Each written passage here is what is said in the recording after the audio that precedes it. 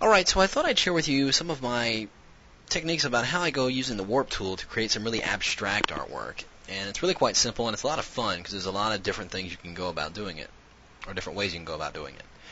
So what I have here is a background layer set with black as a fill. I'm going to create a new layer above that one. I'm going to get my rectangular marquee, and I'm simply going to draw a selection right there in the middle of the document, from top to bottom, and just a little bit too wide, just not too wide. Now, next thing I'm going to do is get my gradient tool, and I'm going to go over here to the gradient picker and select this copper gradient right here. And that's because I like the gradient tones in here, not necessarily the color, which I'm going to remove after the fact, but I'm just going to use that for the tones. So I'm going to hold down the Shift key and draw the selection inside that selected area. Now, deselect that, and I'm going to remove the color information by pressing Shift-Command-U. Then I'm going to change this layer's blending mode to screen, and we're not going to see an immediate effect because this is sitting on a background layer, but the dark areas, the black areas of this shape are now transparent, and it'll be noticeable when we distort it in a second. So, got that set. I'm going to go ahead and bring up my free transform, Command-T, then I'm going to hold down my Control key or right-click on it and bring up this menu and go to Warp.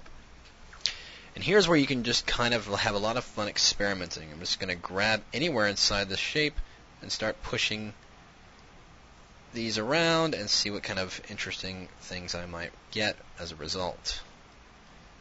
And we'll push this over like that, maybe this over here.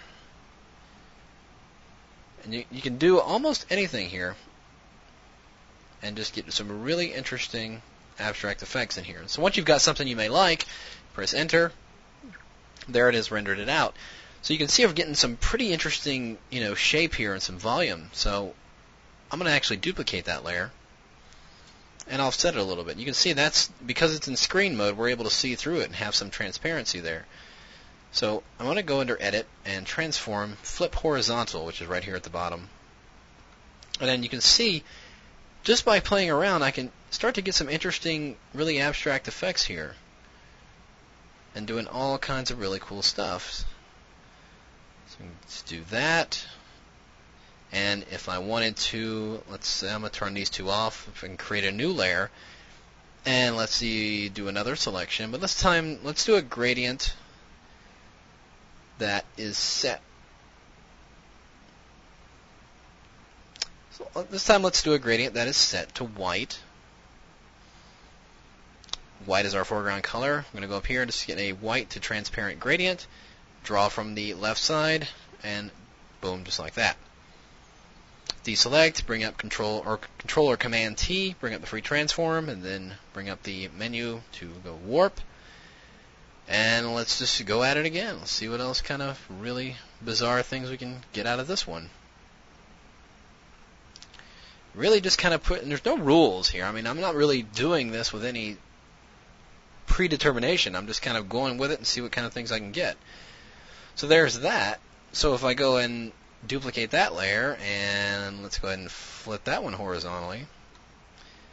And we'll push this over like that. And what if I turn on these two other layers that we created and space those out a little bit? You can see I'm getting all these really cool ideas, and it's kind of a symmetrical design, so it kind of lends itself to some very interesting perspective. And now I can do this and create some really interesting abstract art. I can use elements of this as background pieces for other, designs I might be doing. Let's say I've got, let's go over here, turn that one on. Let's change this background color to kind of a bluish. And there you can see this could be a very interesting background piece.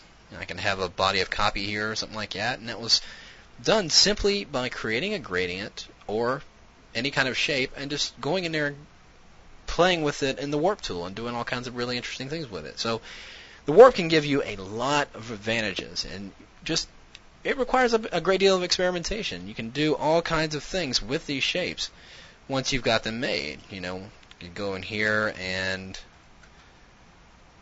let's actually scale that down and duplicate it.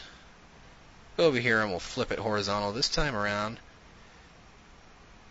kind of bring them together there. If I hold down the Shift key and select both those layers, scale it in a little bit, you can see I get what could possibly be a good start of an interesting border or scroll technique. So if I merge those two together, pressing Command E, and we'll change that blending mode back again, duplicate that layer, and then flip vertical this time, I can go up there and I can start to see that I can get some really interesting border effects if I just kind of play with this a little bit more and really push it. So there's a good primer for you to get started and really create some really interesting abstract art using the Warp tool. So go at it and have fun.